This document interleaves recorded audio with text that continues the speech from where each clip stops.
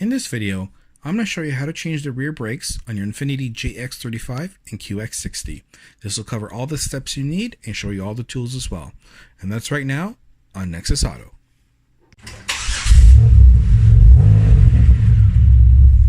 So this is what you'll need to get the job done. First, you'll need something to remove the wheels to apply your socket to, whether it be an air gun, or compressed electric, whether you're doing it by hand with a breaker bar or something. Need a pan to catch any overspray, anything like that. Your new brakes, whether it be just pads or pads and rotors. A jack and jack stands. You also need some disc brake quiet to spray on the back of the pads. Some caliper lube, brake parts cleaner, a 21mm socket to take off the wheels. You'll need at least a 14mm and 19mm wrench, whether it be a box end like this or ratcheting ones like these, whatever it is. If you also want, you can also use a ratchet with 14 and 19mm sockets, but you'll see why this is normally this is the only option, the best option to use, but you'll see why you can't just use this. You'll need at least the wrenches. You need a torque wrench, a C-clamp or a brake compressor, sandpaper or these wire brushes or anything like that, potentially a hammer if you've got a seized bolt. And with all this here, you should be able to get the job done. First, you want to just double check your brake master cylinder and check the fluid level. If it's like, somewhere around here, I mean, you should be okay. But if your fluid levels are higher, like up here, you may want to drain some out. Simply because you're going to have to depress the caliper piston, and when you do, fluid doesn't compress, so it's going to push up and it's going to come up in here. If this gets full, it's going to start pouring out here, make a mess. You can also damage the master cylinder. So just do a quick check here and empty out brake fluid if needed. Next up, always observe safety first. I've jacked up the car, but I have it resting on two jack stands that are at the jack points over here. You want to make sure the car is supported with jack stands just to keep yourself safe. You don't want anything happening. You don't want to get hurt. Okay, so next, you got once the car is all jacked up, you got to take your wheel off. Now, if you have, any air tools or any guns like this here, anything like that, you don't have to have the wheel on the ground. You should be able to just pull everything right off.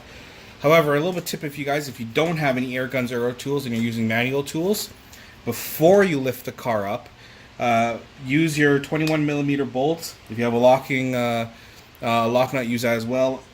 Break the bolts, which means don't literally break them. That means just loosen them all, then raise the car up and then remove them manually. Because if the car is up and you're trying to remove them manually, as you try and put pressure on the wheel, right when you're turning it, it's going to start turning the wheel and you're not going to get the leverage you need to release the bolts.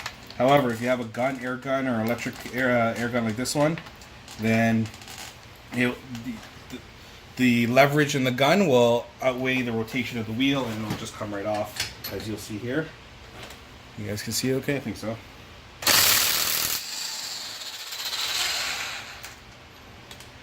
Okay, and you just pull off all four. The other four here, get them right off. Alright, so next up, you've got to take out the slider pins that are in the back here. There's a few things to know though. So first, I like to spray some of the brake cleaner on here because it'll just help kind of clean things up a bit, keep as much off your hands as possible. So put like something to catch it. If it gets on your driveway, it could stain. So make sure you just keep something there to catch it. I spray everything down, try to get as much of the grime off as I can. Now back here, you'll notice that that's one of the slider pins there. And that's the torque member bolt. It is back here. And you'll notice this trailing arm here is in the way kind of both.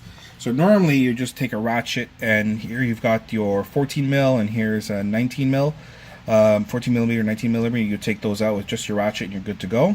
However, you'll need a wrench. So if you want, you just really need a 14mm wrench and 19mm wrench. But I do prefer sockets, so I'll use a socket up on here and then the wrench down here. So I'll actually loosen them down here while everything is still attached, and then I'll take these two out, take out this back one here, and then once I take this off, I'll be able to get to this last bolt. And you want to take out these bolts because you want to grease them up. You'll see that in a bit. Okay, so first I'm just going to grab our Ratchet here with the 14 mil. Get it. Now these aren't not supposed to be very tight. It's my first time doing this car here, so you know, I have a feeling it's going to be tighter than anticipated. I did the other side and it was tighter, so normally you should be able to just bang it out. You know, normally I just take my hand and kind of go like that, but in this case here not. So just take a hammer just to give you some extra leverage. In the back, normally I would put a bar at the end, but because of the wheel well up here, it's very hard to get the leverage you need. And you could go down here and pull up, but that also puts a lot of extra strain. So I just normally kind of go up here, take the hammer, just give it a few taps.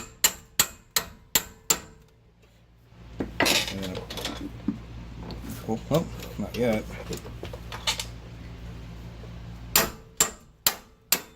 we go. And you can see it comes right loose. And now the bottom one, you have to do the same thing, but with the wrench.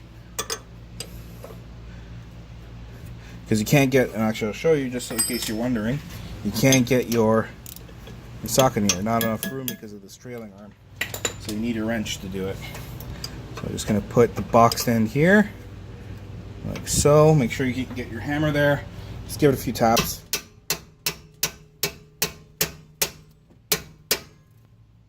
And once it cracks, just release it. So now, both bolts are loosened. You can see with this one here, you can take that out very easily, right? But this one here, you can't take out because there's not enough room here. That's why you got to now take off the whole torque member just to get to that one last bolt back there. So same thing as before, you just now got to loosen these two. Again, you can't get a socket there. The tail end of that trailing arm is there, so there's not enough room for a socket. So a wrench here. If you want to use a wrench there, it's fine. I'll use the ratchet up here and a wrench down there. I prefer ratchets. So yeah, and let me show you that right now. So you can see I've got the 19 millimeter on the lower bolt here. Just take the hammer, oops, and tap it.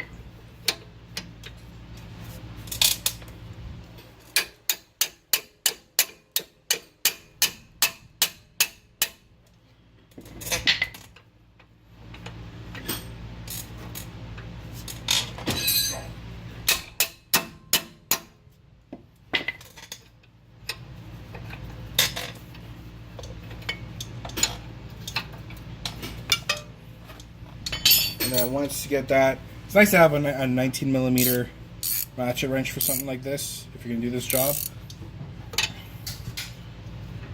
Actually, let's work on this upper one here. So same thing, I'm just going to put the 19 mil here, line that up, take the hammer.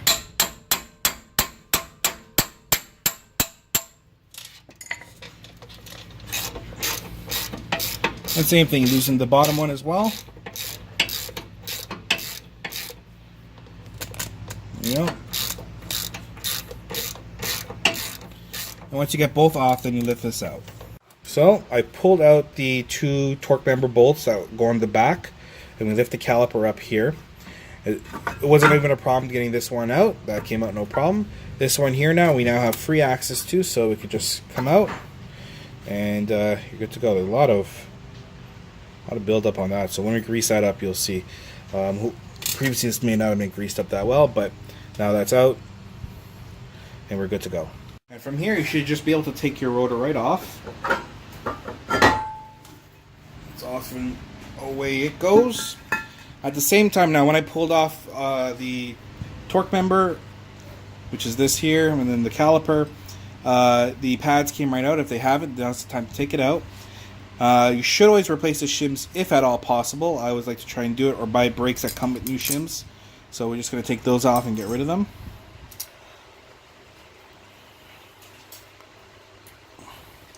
There we go.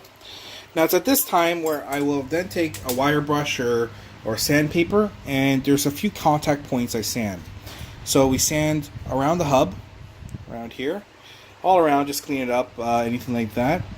Because this is the rear, there's the shoes, so I'll give these a light scuff as well, not too much, just a light scuff, rough them up a little bit.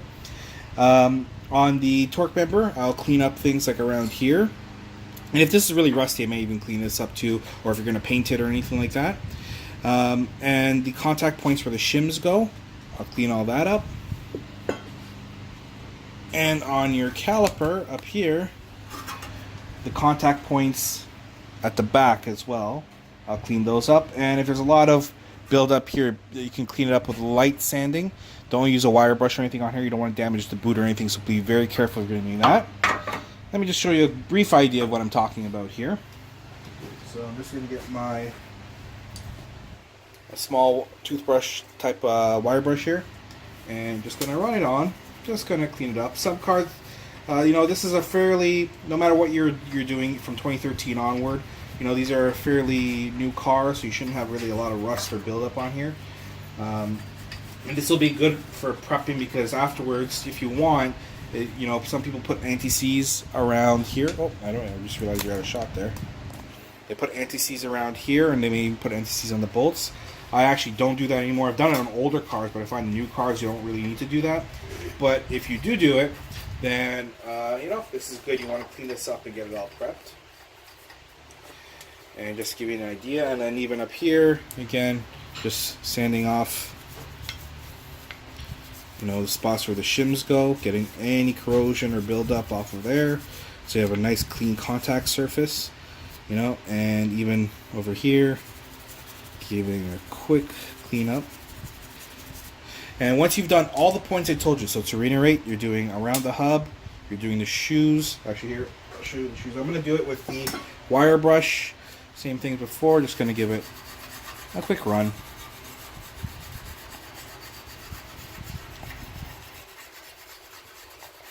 That's it. You don't want too much, you don't have to press too hard. Just scuffing it up to make it a little rough for when it contacts back on, just to give you a little extra grip and bite. It's just something I always do.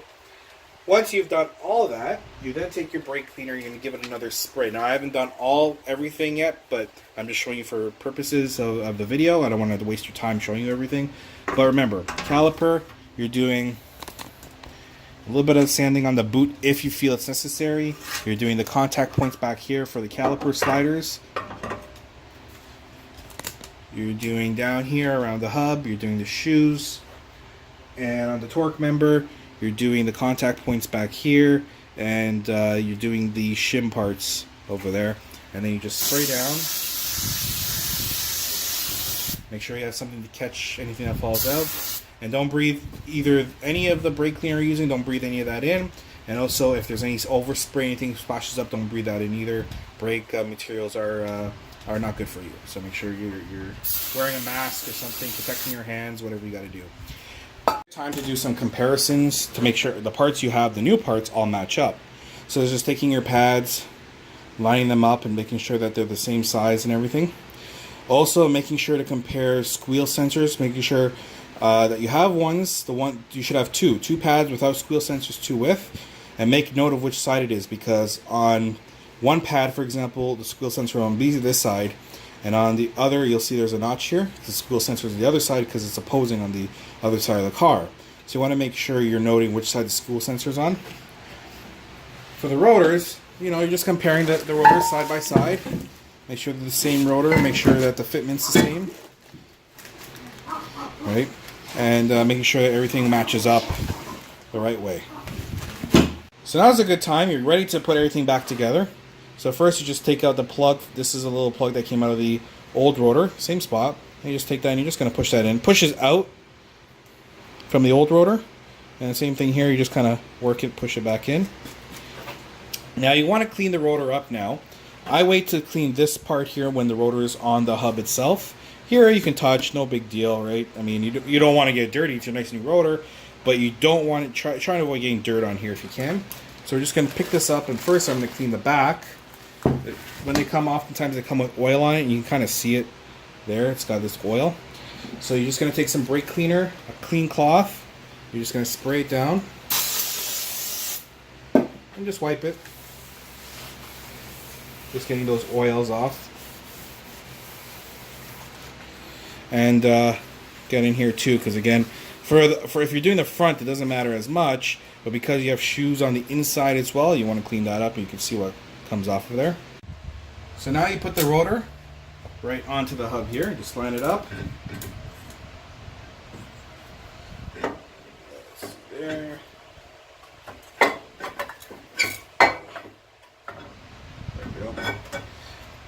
Worth noting, I should have said this at the beginning of the video anyways, but sometimes by habit you may have put on the emergency brake. Obviously you need to have the emergency brake released, otherwise it'll push on the rotor, it won't come off, so keep that in mind too. And now same thing as before, I have something here to catch the brake fluid as it falls off. I give it a quick spray, not brake fluid, brake cleaner. And then we just wipe off.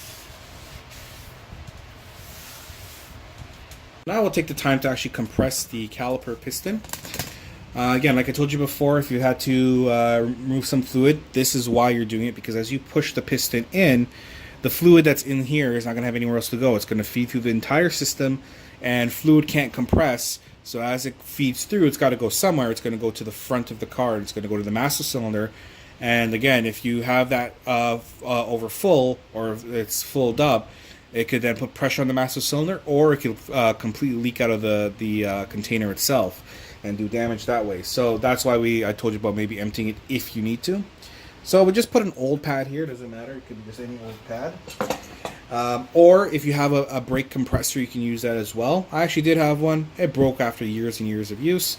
So in lieu of getting another one, this works just fine. So I just take my ginormous C-clamp over here, works perfect. Just slide that on. And then once it's on here, it's clamped on the back, pushing on the pad here, and you just turn, and it starts pushing the piston in. And basically what you're looking for is you're looking for the piston to be flush with the caliper itself. So you see what it looks like now. And I'm just going to work it here. Also, keep an eye on the piston as well. It should slide in very nicely. If it's giving a lot of problems, or if this becomes excessively tight, you may have a piston that's starting to seize in there. You may want to service it or get a new caliper. Okay, that's it. You see, nice and easy. Take that off. And now to show you, there, it is nice and flush. That's what you're looking for. So as I showed you before, because you can't get to this one caliper bolt that's back here when it's on, you have to put this on first. So you clean it up, you get a rag or something. I've already actually cleaned it up, but you just get a rag and just clean it. That's it. Just make sure it's nice and clean. If you find there was any corrosion or buildup, you may want to spray a little bit of lubricant inside the opening. Back here. I'm just going to rest this on here. And you just put this over.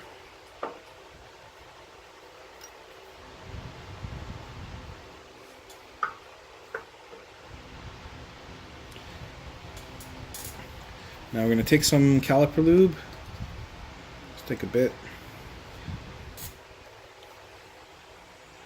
And just going to coat the pin. Be liberal with it. I mean, don't go crazy, because if you go crazy and you start tightening up, what's going to do, it's going to leak out. So don't go crazy with it, but you also want to make sure it's got to last until your next brake service, right? Oops. So, get a good coat. And then you just feed that into the back here. Work it in through the boot and put it in and start turning. And you want to move it up and down. Even after you tighten it, you want to move it up and down, just to make sure it moves freely and there's no problems. If you find there's issues, don't be afraid to take it out, spray it out, spray some lube in here, or grease it up even more. I'm going to bring this down here and line it up. Get our lower bolts, feed that in.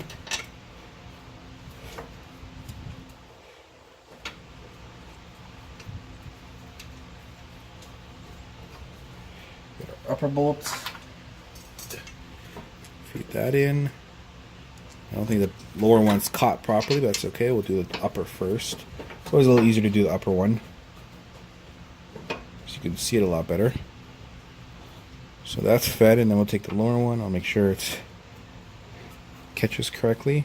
Just wiggle this around till you feel it, but make sure you do it by hand. Don't go straight to any tools or anything, because you don't want to cross tread, right? So now that you know it's fed okay, you're going to grab your 19mm wrench. I'm going to do the lower one first. Now these go to 62 foot-pounds. Problem is that it's very hard to get a torque wrench to the bottom here.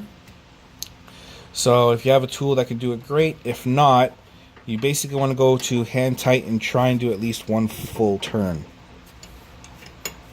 At least. But that's a very general thing because for everyone, hand tight is different, right? So one person's hand tight is not going to be the same as another person's hand tight. So if you could try and get it to the 62 foot-pounds, that would be ideal. Now, I'm not going to be using a torque wrench. I feel like, you know, I have a good idea of it here. I will point out, as I'm doing this, if you want putting some thread locker on here and here, on these two, not on the caliper ones, obviously, definitely not. You don't want to thread lock those. But these ones here, putting some thread locker, it's a good idea. And as I mentioned before, putting any anti-seize on around the hub here or on the bolt here, it's kind of an old school method that works pretty well. So, hey, nothing wrong with doing that if you want to. Actually, let's see, I'm going to get my 19mm ratchet wrench. It'll make life a little bit easier.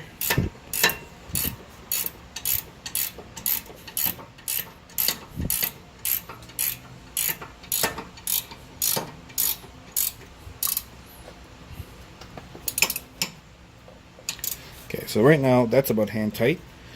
So I'm just going to do another push through. And you can see that should be good right there. And you do the same for the top bolt up here. So now we go ahead and put on the shims. Now, if you actually want to even do this with the torque member off, by all means, but I do it with it on. And you want to make sure you're doing it in a way to make sure that it does not make any contact. Should be enough play in between, but you want to make sure it's not going to make any contact with the rotor itself. And you just kind of grab it and push down and let it clip in. And then, same for the top up here.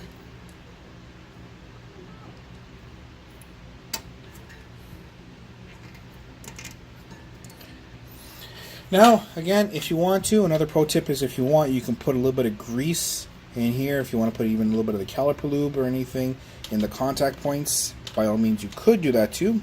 I don't, but that's up to you, right? I do know some people do and they prefer doing that. That's up to you entirely. Now we're just going to put our pads in.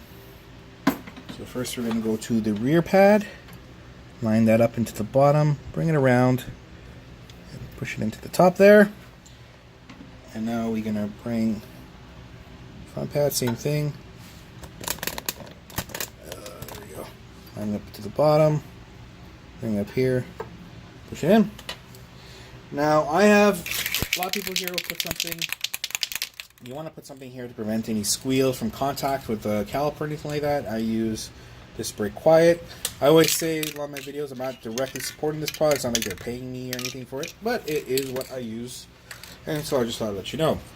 Now, again, if you really want to, and you don't feel confident with it, spray this with the pads off. I do with the pads on. I've been doing it long enough time that I feel confident with it. But again, if you're not, and you want to be safe, spray it away from everything with the pads off, and then put it on before it dries. You want to still do this when it's still tacky. So, just a quick little thing here.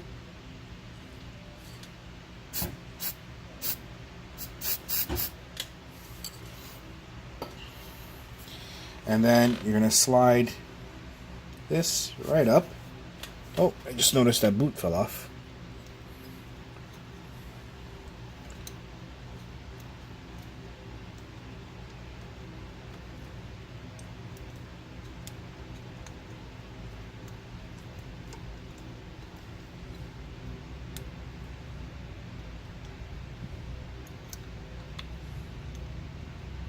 There. I just honestly didn't see what I was doing, but the boot up here had fallen off. You just slide that right over. And now you're going to take the second caliper bolt, clean it off with a rag, which I've already done, but you get the idea, right? Please note that the top one has this little rubber seal, the bottom one does not. That's an easy way to differentiate. And we're going to grab some caliper lube. We're going to coat it up. And again, if you want to put some inside, spray some lubricant or something, or push this in, take it out, and then re-lube it. Nothing wrong with doing that, okay? I'm just going to take this and push it in here. There we go. And twist. And you tighten these both up, and they go to 32 foot-pounds. So again, we're going to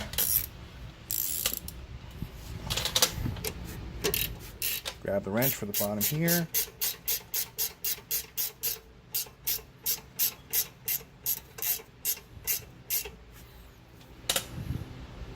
Okay, it's good. I'm going to use my ratchet for the top up here.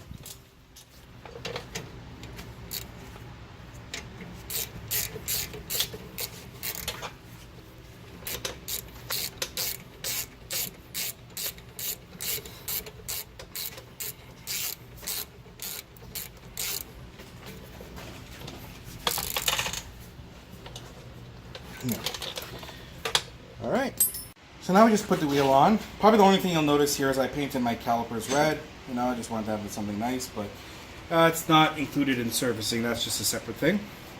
So now what we do is we take our wheel and we just put that right on.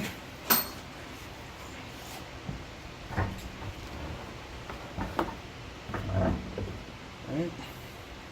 And when on,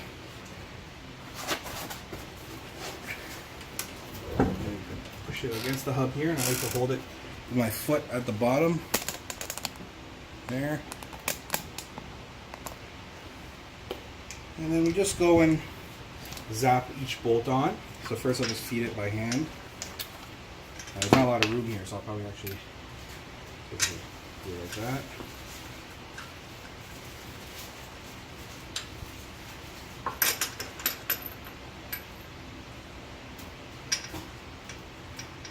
Oh yeah, there's not a lot of room to work with here, but that's okay. Just to get it fed. Then I will push it on with the air gun, but I will not go tight. Please don't do that. It's actually 83 foot-pounds that you have to do this to.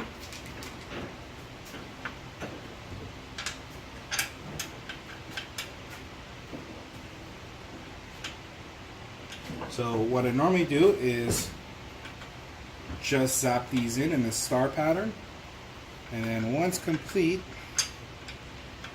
you drop the card and you tighten.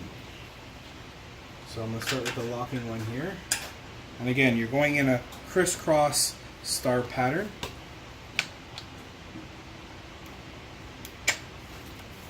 So see, if people tend to want to do that, don't do that. Right? All we're doing is came out. All you're doing is a star pattern with it. Just refeed that back on. Like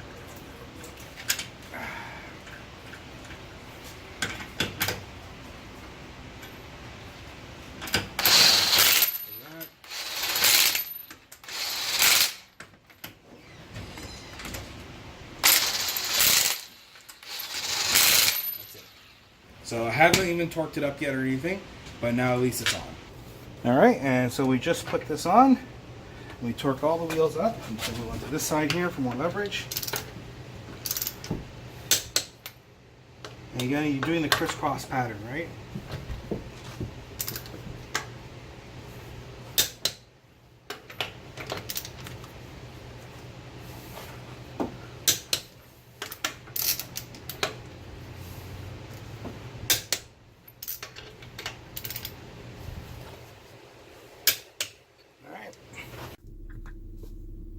So you may be wondering how you do the setting for the brakes.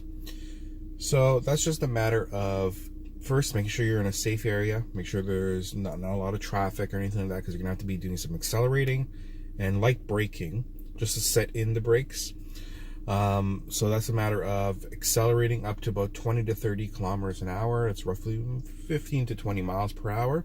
And then braking. And then when you brake, you don't just come to a dead stop. You allow the car to just stop down to a couple miles per hour, a couple kilometers per hour, and then you start accelerating again. Light acceleration, very light acceleration. Don't be flooring it or anything like that. And then once you get to 20, 30 kilometers an hour, 15, 20 miles, brake a little bit again. Again, don't sit on the brakes. You especially don't want to try to avoid coming to a stop, or if you do, put it in park and let your foot off the brake if something happens you need to. Because as you're setting in the brakes, if you stay one spot with the brakes as they're setting in, the heat that could be generating could cause some early warping or damage to the brakes, especially if you're doing a lot of brake and stop. So you want to make sure that you're you're avoiding that for this first little bit. So here you see right now I'm just going to get up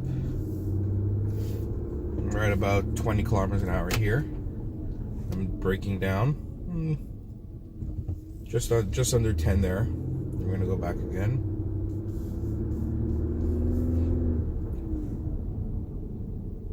See what I'm doing there?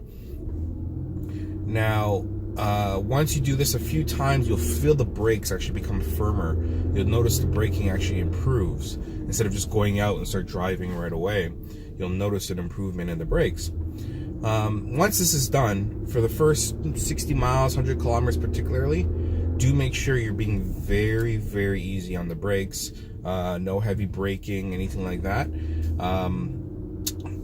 Just so that it gives you some extra burnishing time and extra time to kind of work the brakes in. After that, drive how you normally drive. Still be safe, but drive how you normally drive. And then you're all set. As you can see right now, I can already feel the improvements in the brakes. It's all operating much better. Very, very firm. That's all you need. Thank you all very much for watching. I hope this video has helped you out here today. Now let's go through some of the YouTube stuff, shall we? Don't forget to like and subscribe if this video has helped you out. And if you want to see my future videos, I try and put out one at least once a week. Make sure to hit notifications as well, just so you can get those videos. On the flip side to that, if you didn't like the video for whatever reason and you do dislike it, not a problem. Feel free to leave it in the comments of why you disliked it, whether it be something I did wrong, whether it's something you didn't like in the video. By all means, just let me know so I can keep making the best content possible. It's kind of the whole point of it, so make sure to do that. Speaking of the comments, if you have any questions, concerns, anything you want to add on, anything you see you can do better, anything that maybe you add on and it actually is worse, whatever it is, feel free to leave it in the comments. Nothing wrong with that.